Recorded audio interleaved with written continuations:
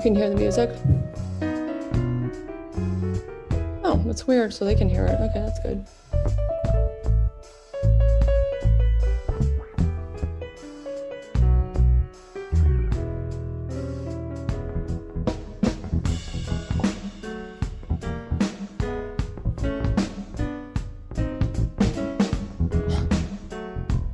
So you can fix it up a little bit. It's gonna be in my head all night.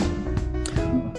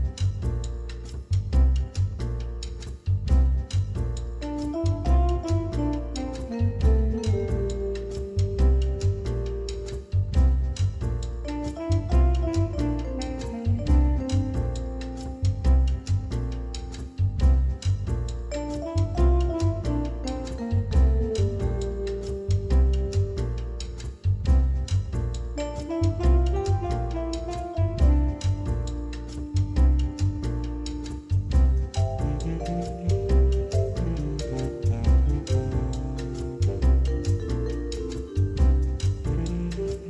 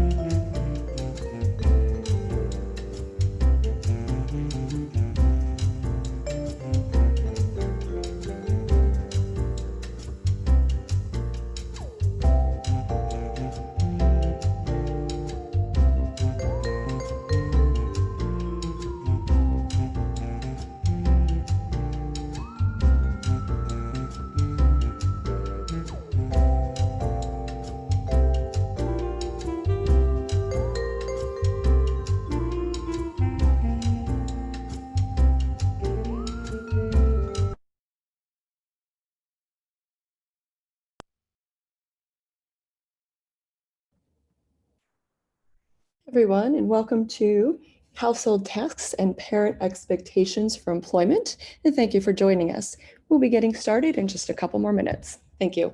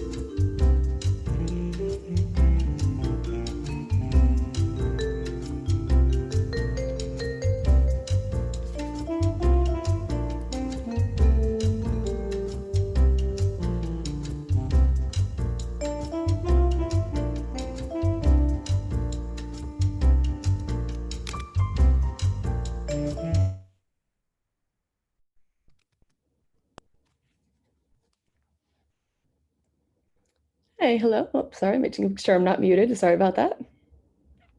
Okay, hello, and thank you for joining us for Household Tasks and Parent Expectations for Employment. My name is Nikki, and I'll be helping out with the technology today. During the presentation, you may ask questions at any time by using the Q&A button at the bottom of your screen. There is also a chat button that you may use to communicate with presenters and attendees, similar to a discussion board.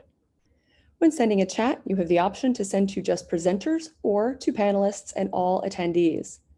Presenters will respond to questions in the Q&A box, so be sure to put your questions there. If you need assistance at any time, please use the Q&A box. Thank you. And I will now turn it over to today's presenter to get started.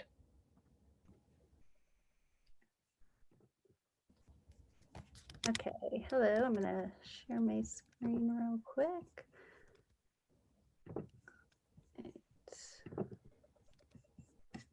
Oh, okay.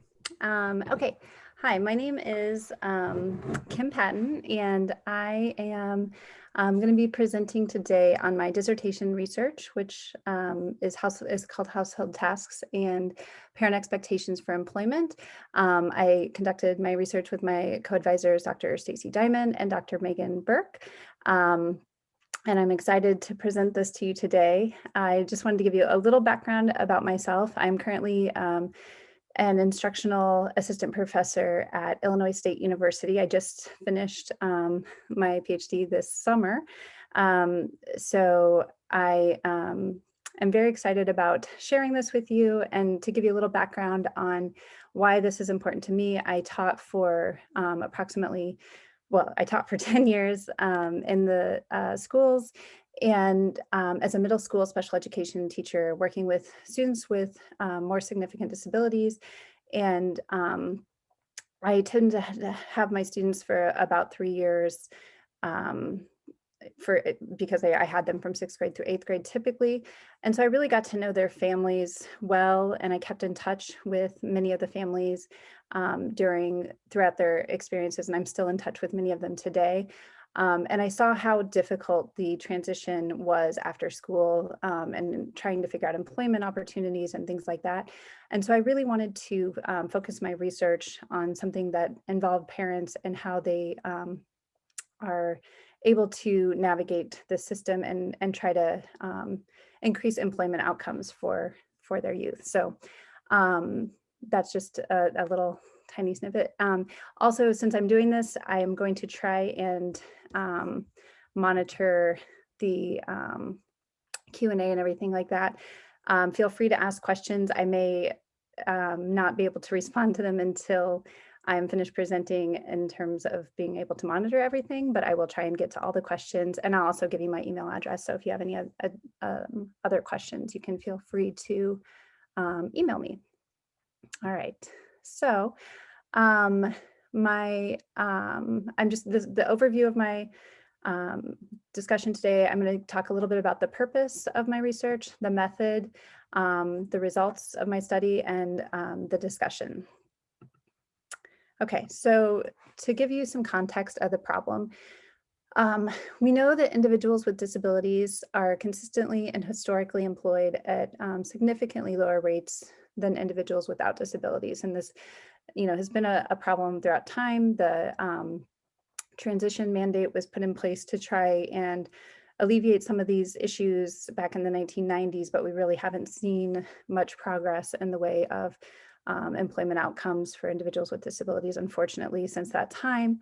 But there is some research out there that has identified some positives and some predictors of employment, including, the parent expectations has been shown to be something that can really influence employment outcomes in a positive way. One particular study has found that the odds of individuals with disabilities obtaining employment after exiting school increase 5-fold when parents expect that their child will be employed. So that's something we know can really be an asset to individuals, is having parents have high expectations. Additionally, there's been research that has identified that participation in household tasks has been associated with increased odds of post-school employment for individuals with disabilities. So these are two areas that, through the research I've done, I've seen it have been predictors. And so this is something I wanted to investigate more. So I conducted my literature review with those kinds of things in mind.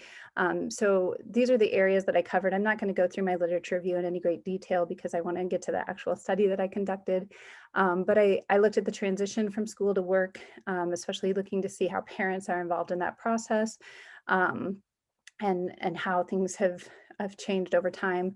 And then looking at predictors of post-school employment to just identify, in general, what are we seeing our predictors and how are these things happening? And then specifically focused on two of the predictors that I just mentioned, the parent expectations for employment, and also looking at household tasks and what that means. And so what I'm going to do instead of going through all the literature is just kind of focus on some of the gaps that I saw in the two areas about parent expectations and the household tasks. So the research about parent expectations for employment has had a lot of varied depth about the types of questions that have been asked and things like that nature, whereas some studies have simply asked parents a yes or no question when thinking about if their child will have a paid job in the future.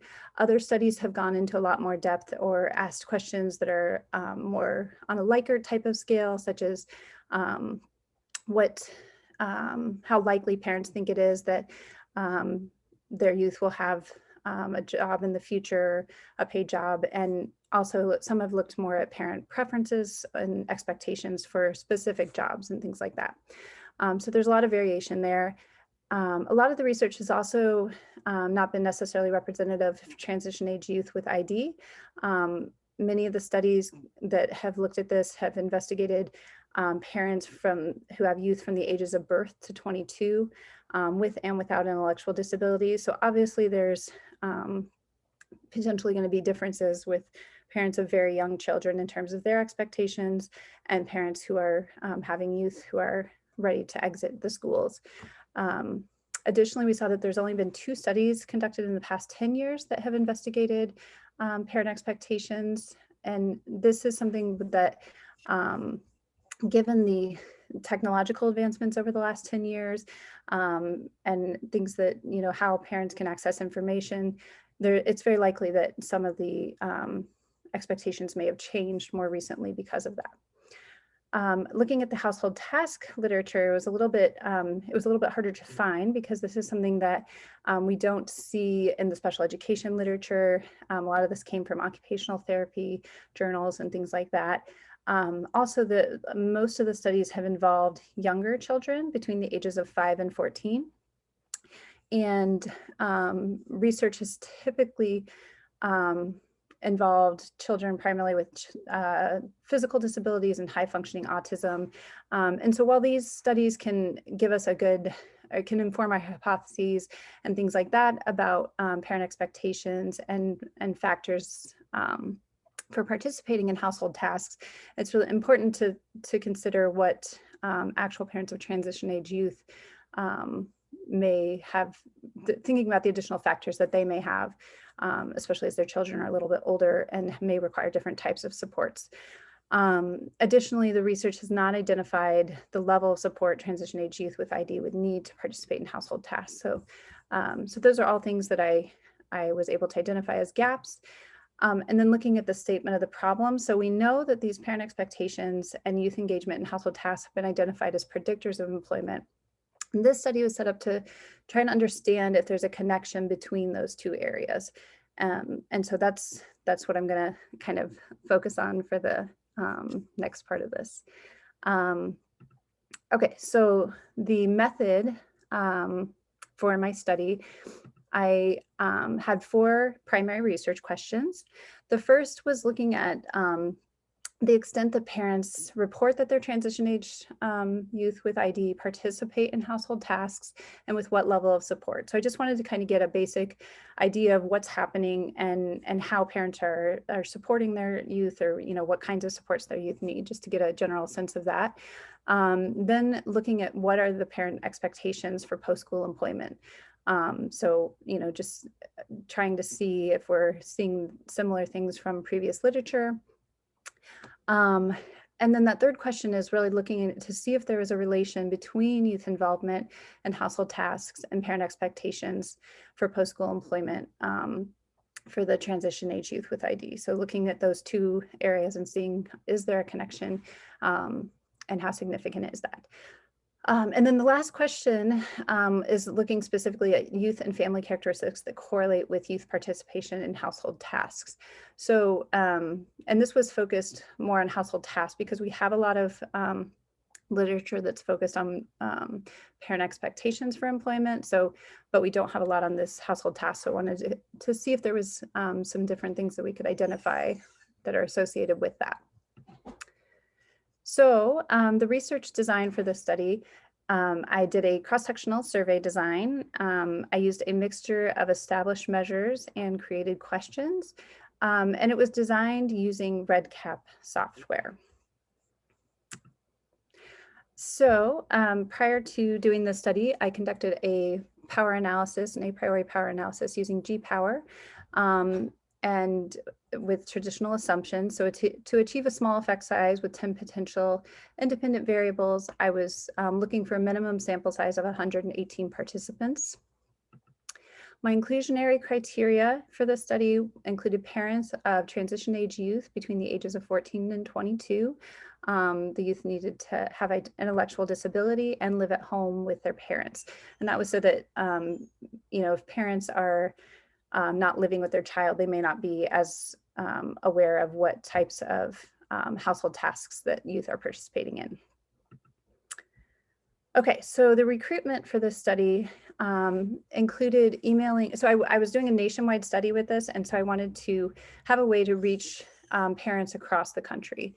So I emailed parent training and information centers. There's 67 across the country. I also contacted the ARC of the United States and state chapters of the ARC. And then those organizations distributed flyers to parents about the study via whatever method they were able to access and contact parents. Parents were also able to share the flyer with other parents who are not affiliated with PTIs or the ARC as a way to try and reach a broader representation for participants. Then interested participants contacted the researcher. They had to make sure that they had to go through a screening questions to ensure that they were met the criteria. And then I would send out a questionnaire to them via unique URL link, or in one instance, I did mail a paper version to an interested participant. So my instrument development included, I had an expert review with my dissertation committee. I conducted cognitive interviews with 2 parents, which include kind of having the parents did a think aloud as they read through the questionnaire, and were able to stop and say, as I read this, I'm confused about what this means, or something like that, so I could clarify questions that way. It was tested online with graduate students to ensure that branching logic and things like that worked. It was then piloted with 2 additional parents after all of these things were complete. And then the survey link was open for 4 months. So the instrument itself was entitled the Transition and Household Tasks Survey. It was designed specifically for this study using created and existing measures. So it ended up having 95 items total. There was 13 parent and 8 youth demographic questions. The 34 questions here was an established measure called chores, and it included 34 household task participation questions. So these were just specific tasks that youth might be involved in. And then 34 Likert scale questions to determine the level of support needed for each household task. And then there was 4 questions about parent expectations for post-school employment, and then 2 open-ended questions about household task participation and employment. So the primary data analysis focused on, for the first research question, again, I was just trying to get an overall idea of what is happening in terms of household task participation levels of support. So the whole scale chores measure was used to determine that, and just descriptive statistics were used. For the second question, focusing on parent expectations of employment, there was 4 questions here. And again, just descriptive statistics to kind of get a feel of what's going on with parent expectations. To identify the relation between task participation and parent expectations, the whole scale chores measure was the independent variable, and then the dependent variable included parent expectations for employment. 3 of the 4 questions were run with this. So there was 1 correlation run and then 2 ordinal regressions run. The last question, looking at correlates of household task participation, included independent variables such as youth disability level, youth age, activity participation, previous paid employment. And then the dependent variable here was the whole scale chores measure. And the analysis, I did univariate statistics, correlation matrix, and then a linear regression. And then I also conducted open-ended questions and did a content analysis for those. So I can quickly look to see if there's any questions at this point. Doesn't appear that there are yet. So I'll move on to my results, but if you do have questions, you can go ahead and put them in the chat, and I will, or in the Q&A, and I will try and monitor that as I can. Okay, so for my results, with my participants, I did end up having 118 participants from 28 states who completed all of the survey questions relative to the research questions and were included in the data analysis. So I'm going to draw your attention to this diagram first. When looking at participant demographics, the primary participants, or the majority of participants, included mothers, vast majority. The location of participants across the country was a little more spread out. The Midwest did have the highest percentage, but it was pretty evenly spread out throughout the rest of the regions. Most of the participants were married, white, and most had higher income levels. Over here, I've got looking at the youth participants, and the majority of the youth were male. And most parents reported that their youth had a moderate intellectual disability, but there were levels of all disability, mild, severe, and profound, were all represented in this sample as well.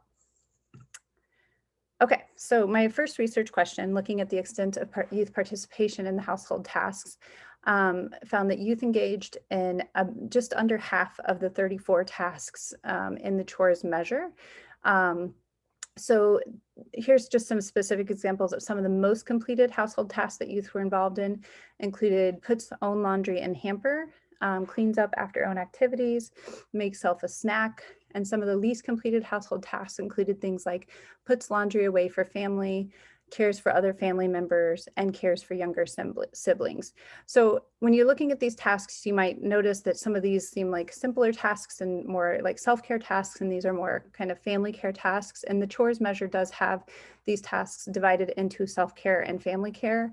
I did investigate to see if there was differences specifically between those, and there was no significant differences found. So that's why I'm talking about the whole scale chores measure rather than self-care and family care tasks. So, but that's the more completed tasks did seem to be that, but again, there's no significance in terms of the difference between the types of tasks. So when looking at the assistance level in household tasks, the youth, so there was an average assistance score was done where it was on a scale of 1 to 100. And so the score for this sample was 60.9%. I mean, not 60.9, it was 60.9, not percent. The range was from anywhere from 11.76 for the lowest assistance score to 100 for the highest, and greater scores indicate that less assistance was needed. So 60.9 represents a moderate amount of support in which youth were often needed monitoring or supervision to complete household tasks. And some of the tasks with the most assistance included things like cleans the bathroom, runs errand, prepares a hot meal for family. And some of the tasks with the least assistance include things like organizes own belongings for school, puts on laundry and hamper, and makes self a snack. So we're seeing some differences there. Okay. I'm gonna, sorry, I just moved something on my screen and now I can't see. Okay, there we go. Okay, so then looking at the second research question that looked at parent expectations for employment, the majority of participants reported that they expected that their youth probably will or definitely will hold a paying job in their future. Their youth probably will not or definitely will not be self-supporting, and that their youth will have some form of community employment in the future. So we're seeing, that community employment and holding a paid job are things parents are expecting, but they're not expecting that self-supporting type of job.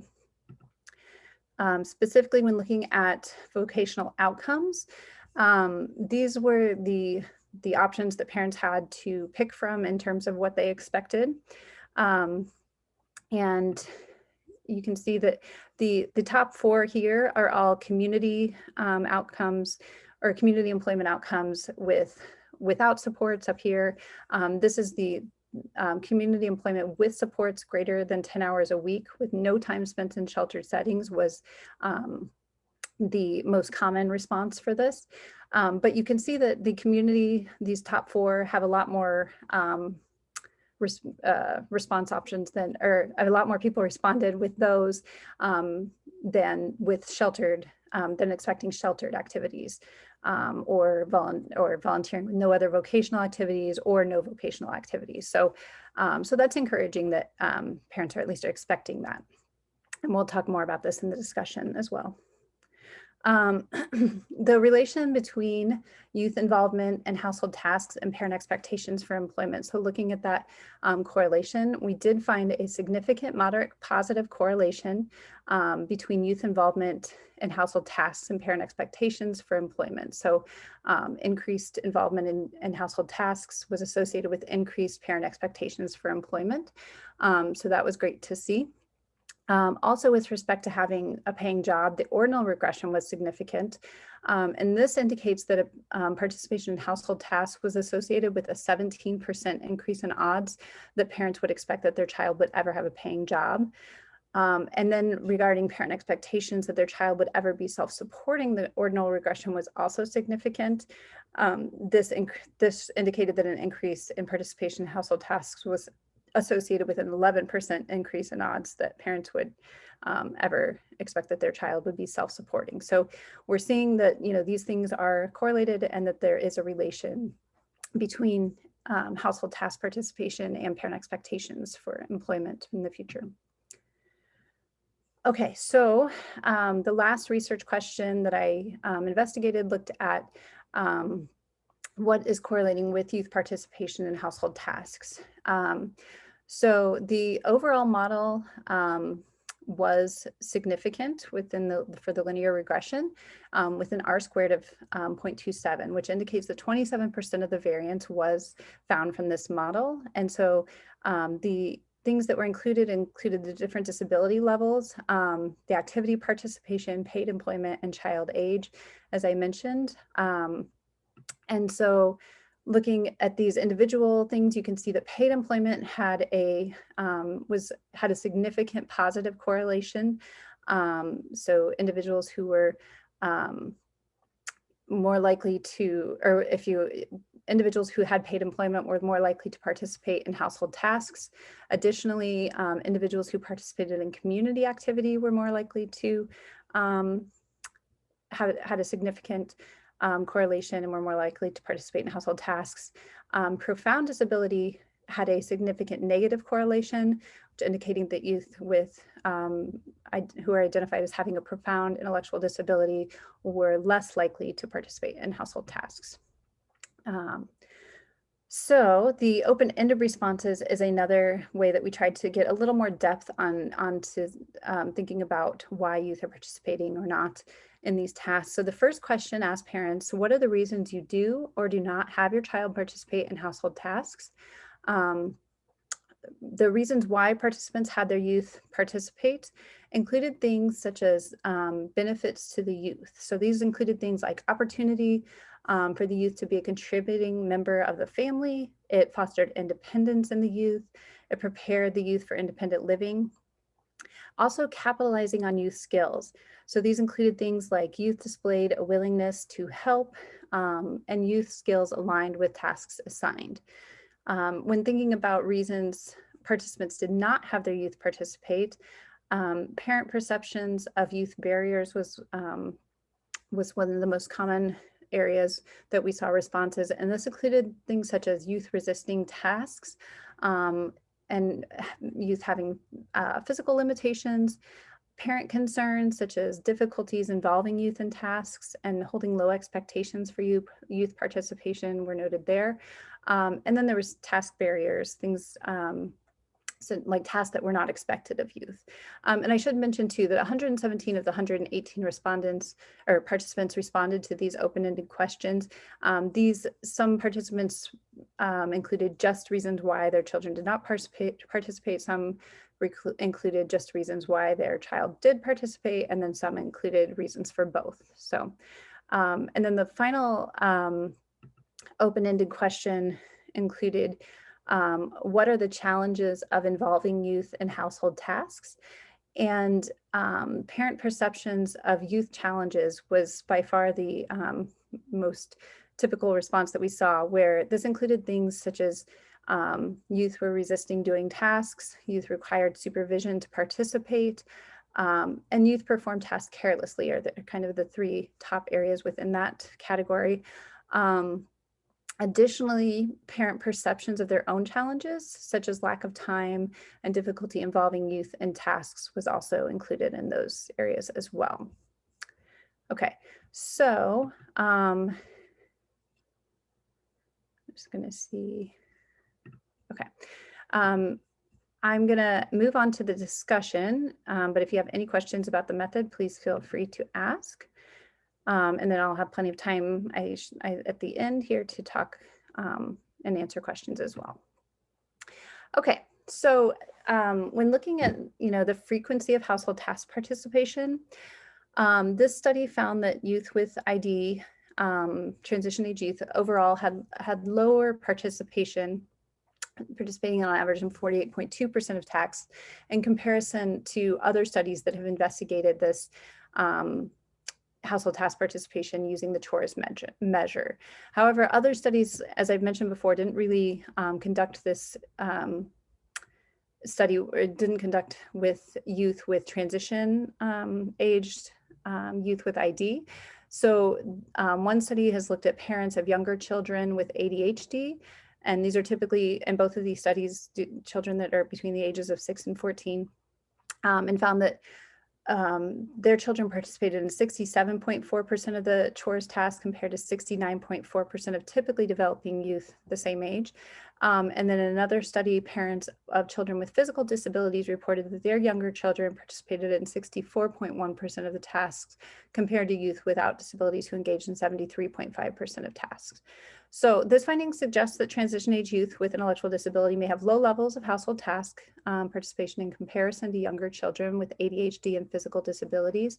There's some possible explanations for some of these task levels, including that youth in the other studies were recruited who had average to above average intelligence was part of their recruitment.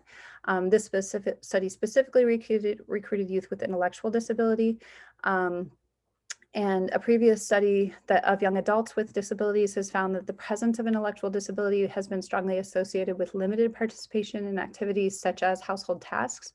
So it's possible that youth with intellectual disability require additional support and supervision to participate in household tasks than the average youth. And that may be one of the reasons why we're seeing less participation. The findings from this study would support that as well.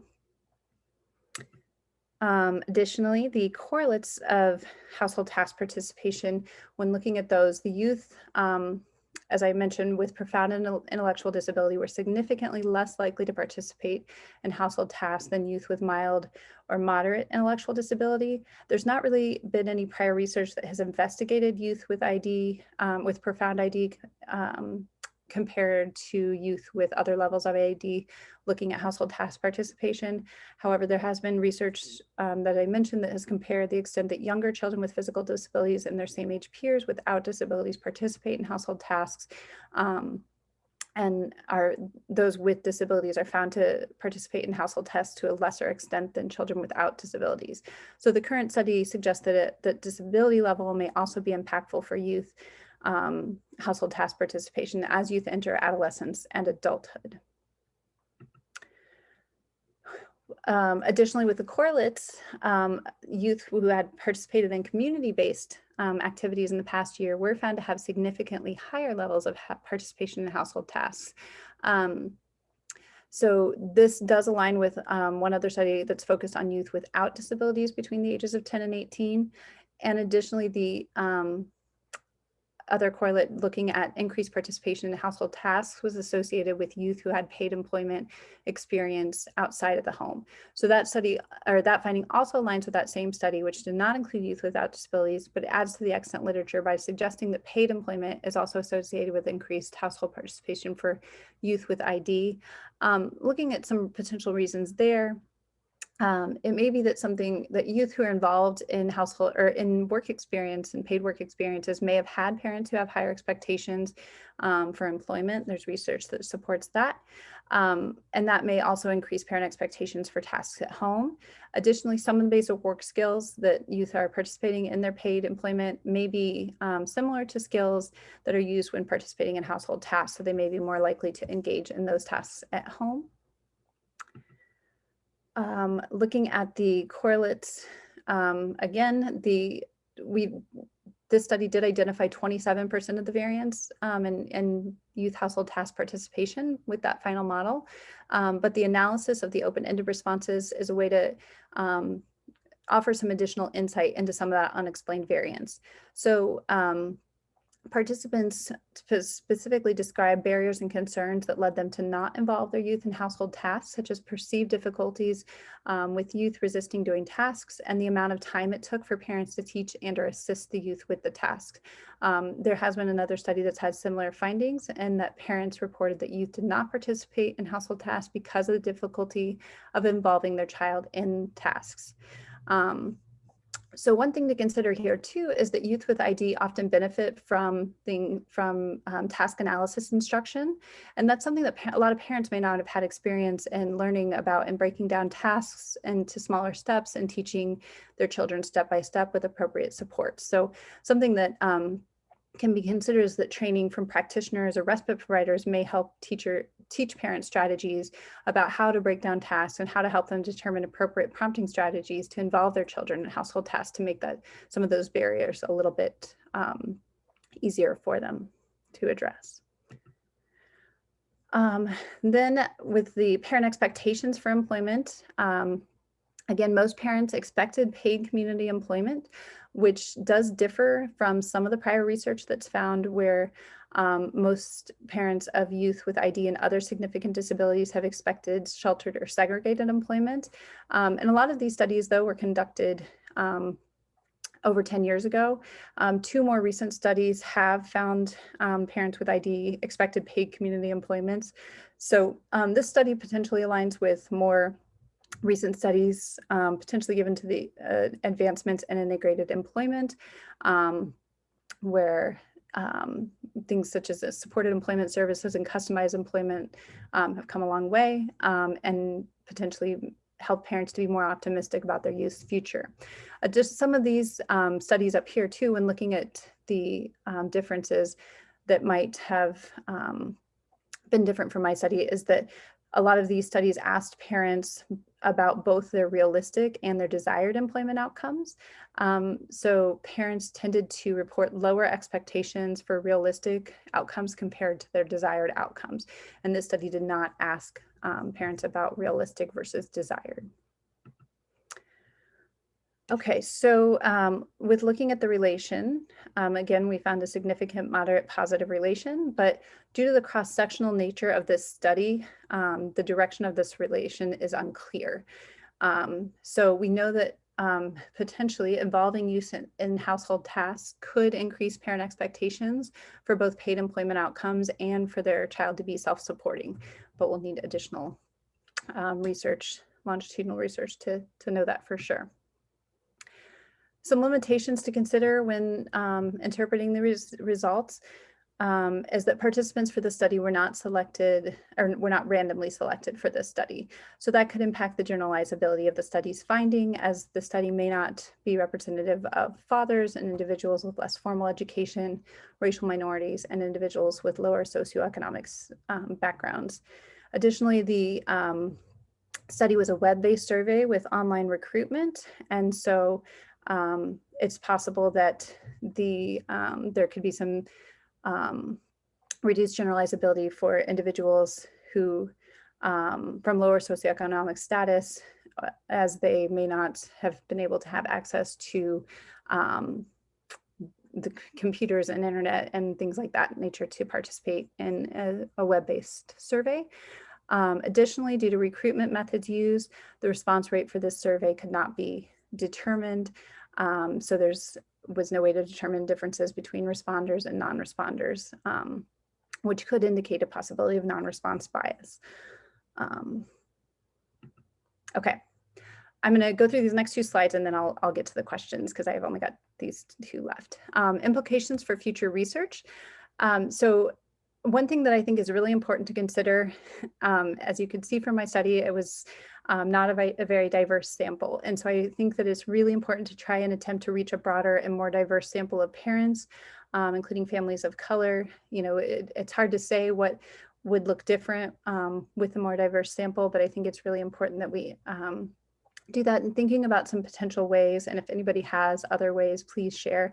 As you know, I do think this is something just in general in research we need to consider, but some things to think about are to increase diverse family participation could include having recruitment information and survey instruments written in English with non-technical terms, and also ensure that recruitment information and survey instruments are available in multiple languages to accommodate participants whose primary language is not English. I also think it's important to identify community and cultural organizations who can disseminate study related information to diverse families. And there's research that supports that as well. Another potential implication is to think about the number of items, household tasks, specifically to adequately measure household task participation as a construct. You know, this study used an established measure, but it had 34 tasks and then 34 support questions, which can be a lot for families. And other studies have used 4 tasks potentially to identify household tasks. So looking to see if there's differences there and what's the how to adequately measure that without overwhelming participants or potentially turning off participants from answering such a long study would be great. As I mentioned, longitudinal research is needed to determine the relation between youth task participation and parent expectations for employment. And then with the linear regression explaining 27% of the variance in the study, additional research is needed to try to determine other potential independent variables associated with household task participation. And thinking about that, one potential variable might be the family attitude toward household tasks, which was not measured in this current study. But because household tasks do look different in every household, it could be that some families do not expect any child or with or without disabilities to perform household tasks. And that's, you know, different families are going to have different experiences with how they do that. So, and then when looking at implications for practice, the this is something that you might think, well, I'm a teacher or, a service provider. I don't necessarily work with household tasks, but as we can see the connection that the studies found between household tasks and parent expectations for employment, and we know that those are predictors of employment outcomes, I think it's really important that practitioners are thinking about ways to address this as well. So one thing can be to, as practitioners, to engage students in independent living skills at school when appropriate, and seek paid employment opportunities for youth while they are attending school. The prior research has indicated these are both areas that are predictors of employment, so that can help ensure that youth are getting those skills at school. Additionally, as special educators develop individualized strategies and supports, they should work with parents to learn how to incorporate these same strategies and supports at home in order to increase household task participation. And then finally, and then teachers should also work with parents to develop high expectations for future employment, which in turn may also increase youth participation in household tasks. And then finally, the teachers and parents should discuss the importance of involving children with ID in household tasks at a young age to help youth develop increased skills related to household tasks and to potentially increase parent expectations for employment earlier in the child's life. Okay, I've talked longer than I planned, but so I see there's some questions. Oh, okay, no, there's not any questions at this point, but I would love to take any questions or any feedback or any thoughts you have on the study. And I've also left my email available. So if you don't have any right now, but you have any questions come up, I'm happy to answer anything at any point. So.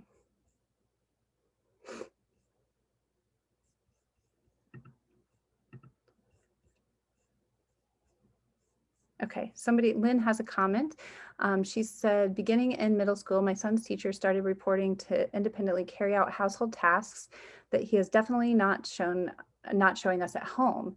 He has had an SXI label and profound intellectual disabilities. He was included in general through high school.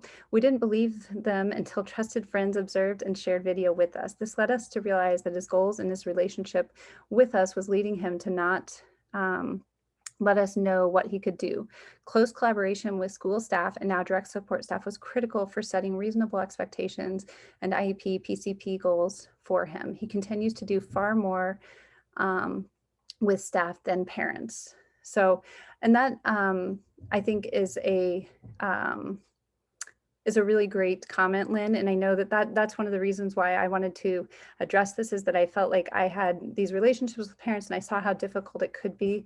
So I'm hoping that through some of these supports that teachers can potentially offer you, that can hopefully help to make things a little bit easier. But I appreciate your comment.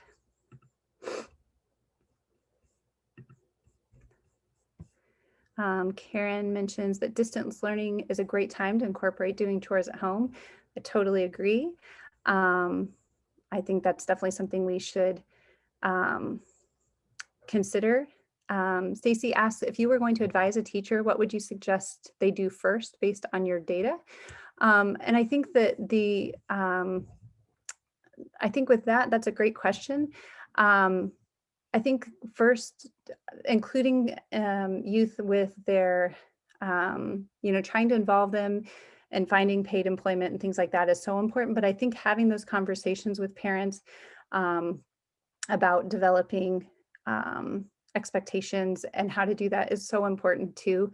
So I don't know if there's like one thing to do first, but I think making sure that you're communicating with parents and talking to them about what's going on at home, so you have a better idea of how that's how their expectations are relaying into the household tasks and things like that. That can be a great way to do that. But I think there's a lot of things that people can consider doing with talking with parents. Lisa mentions, I'm worried for all kids during COVID, but we can all do things at home. Thanks for the answer. Thanks, Lisa. I agree. I think that this is something that we can you know, this is something that we can always work on. And I do agree that COVID definitely is going to impact some of these employment things for the current time, especially, but hopefully with, you know, this is a way to continue to get parents involved and get students involved at home to increase their skills and increase parent expectations. So I thank you all so much for coming. I know that my time is wrapping up. And so I appreciate everyone being here. I know it's a Sunday and morning potentially where you are. So thank you all. And thanks for the TASH support people that get this set up.